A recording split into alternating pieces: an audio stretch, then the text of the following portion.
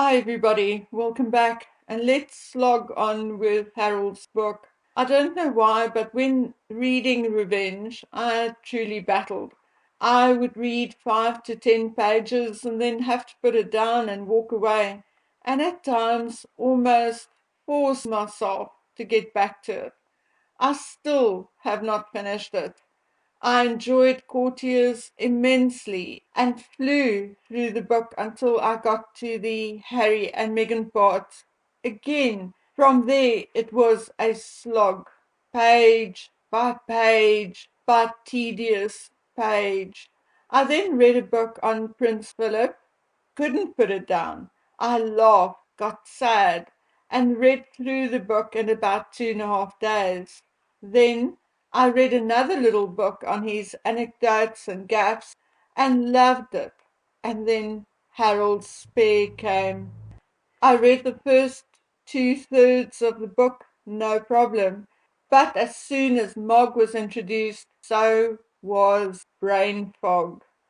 I'm trying to get through it because there is eventually a point I want to make or try and prove to you. But it is hard. Goodness, talk about cheesy. It reads like a cheap, badly written romance novel written by a 13-year-old who failed English. Let me just read this to you and you'll know what I mean. I had my back to her.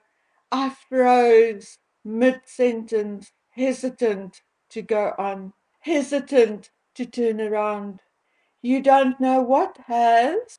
I just, yes, love you. I listened for a response. There was none. Now I could hear her or feel her walking towards me. I turned, and there she was, right before me. I love you too, Has. My gag reflexes in overdrive. He talks about the 2017 Invictus Games and the comments on Mog's ripped jeans. According to Harold, her outfit was pre-approved by the palace. Lie, lie, lie. Invictus is not a royal event. They were not engaged or married yet, were not even living together yet. No way did the palace care or approve anything yet, particularly not what Mog wore. Harold tells of how absurd he thought it was when he found out that the first six in the line of succession had to ask the Queen's permission to marry, like he did not know that all along. He talks about William telling him that he is moving too fast, that the proposal came too soon. He talks about a discussion with his father and his father asking whether Mog would want to continue working because, according to Harold, Pa said he can't pay for anyone else. He is already paying for William and Catherine. He says that he wanted to say that Mog does not eat that much and that he'll ask her to make her own clothes if that is what they want. But then he realized it wasn't about money, but that Pa could not stomach someone new grabbing the limelight and overshadowing him and Camilla. Oh my word, let me be quiet and say nothing, because we all know that the then Prince Charles did not pay for the individual. There is a certain amount of money from his income which he paid his sons annually, whether the son was married, whether he had one or two children, it doesn't matter. That is the amount that he paid. And it was always, or lately, the last couple of years, in the region of 2.2 million annually. He also talks about Charles and Camilla asking Catherine to change the spelling of her name to Catherine with a K because there were already two royal ciphers with a C. Well, I'm just wondering why they then allowed William and Catherine to call their daughter Charlotte.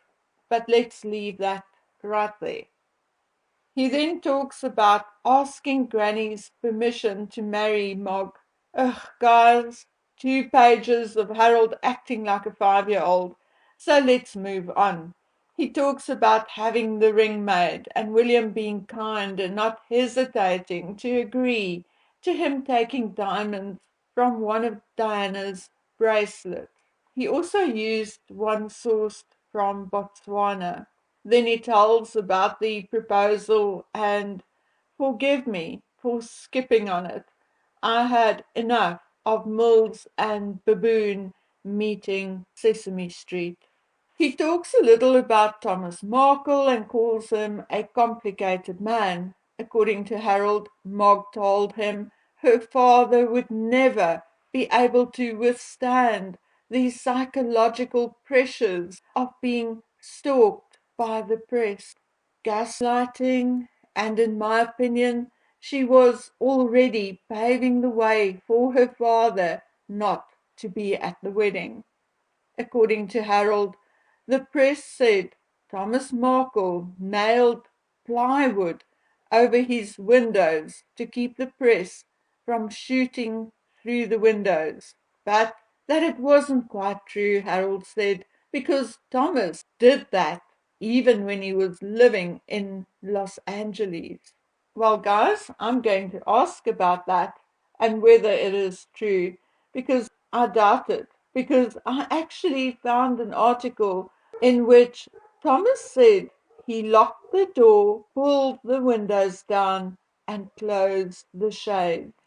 But true or not, it is clear in the way it was written that Harry and Meghan tried to create a picture of Thomas Markle as being this creepy, strange, hermit-like person, which we all know by now is not true, not even a little.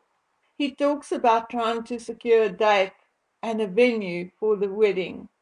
Their first choice was Westminster, but allegedly William said no, as him and Catherine got married there. Then Harold suggested St. Paul's, but no, Pa and Mummy married there. William suggested Tedbury, and Harold nearly died of heart failure because it was so small. William was perplexed. Well, Harold, you said you wanted a small, quiet wedding. Anyway, March was fully booked. There was Garter Day in June, so May it was. He talks about the preparations for the wedding and about the press speculations about the cake, the flowers, and everything else down to the portaloos. He spoke about their first public outing with William and Catherine for the Royal Foundation Forum and recalls the supposed incident when Mog asked Catherine to borrow her lip gloss and how Catherine realized that from then on she would be compared to Mog. Oh my word. Now, do you see what I mean and why it is so hard to read and stomach this bullshit? The vomit-inducing narrative continues when he talks about them choosing music alongside Prince Charles. Meg evoked so much in him. In her presence, Pa became boyish. It filled my heart to see my father treating her like the princess she was about to, maybe born to, become. Yeah. Oh. He talks about asking Granny about keeping his beard for the wedding, and he talks about having an argument with William about it. The stag party. Okay, guys, hang on to your hats. Guess what they did? He feared William will get him drunk and shave his beard. But that did not happen.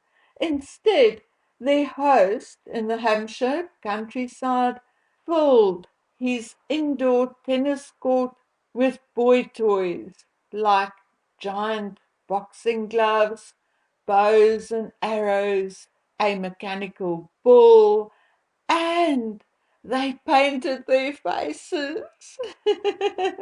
Later, they dressed Harold in a giant yellow chicken suit and shot fireworks at him.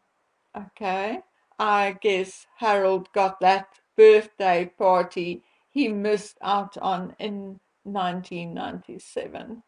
Then he says that the palace was not too pleased with Mogg wanting to wear a veil as it was not her first marriage. But basically, they gave up on that. And then the Tiara incident. Allegedly, Diana's sisters offered hers, but the Queen also invited Mogg to view some. Harold does not utter a single word about going to the vault or Mogg wanting the one reserved for Eugenie. According to Harold, there were 5 tiaras laid out for Mogg in the Queen's private dressing room, and then he relates his version of the story about Angela Kelly not being available the day Mogg's hairdresser wanted to do the trial run. He calls Angela a troublemaker. And now comes the part I would most like to know whether it is true or not, because I have a feeling it is not. But listen and tell me what you think. Harold says the closer they got to the wedding date, the more the racist taunts and death threats became. He says he had become the prize target for terrorists and extremists. A general said that he was now a bullet magnet and everyone close to him would be in danger. According to Harold, Mogg was not given 1 minute of training, and the stories that special forces instructed her on a kidnapping scenario was false. Well, I don't know exactly who is telling the truth here, because according to my information, all royals receive some kind of instruction as to what to do in a kidnap scenario, as do those close to them, even if it is very basic instruction, such as to stay calm and what to say and what not to say. Then he talks about Thomas Markle again and the staged photograph. And I am not going to even bother talking about that. We all know Thomas was set up. We just don't 100% know by whom. Was it just Rainer and his friends, or was there a little prompting from across the pond? I know what I think, but let's move on. He talks about the bridesmaids' dresses, and again, this had been talked about so much and so often that I am just sick of it. And if I have to read about Mogg sobbing on the floor one more time, I'm going to lose it. What is she? A 2-year-old toddler? Anyway, I'm going to leave it here for now, as there is only so much anyone can take, and reading all this childish narrative, all I want to do is draw stupid cartoons and quote nursery rhymes like this one. Humpy and Dumpy sat on a wall. Humpy and Dumpy had a great fall. All the king's courtiers and all the king's money couldn't put Humpy and Dumpy together again. Okay, guys and girls, that's it from me. Please take good care of yourselves until we meet on the next one. Bye.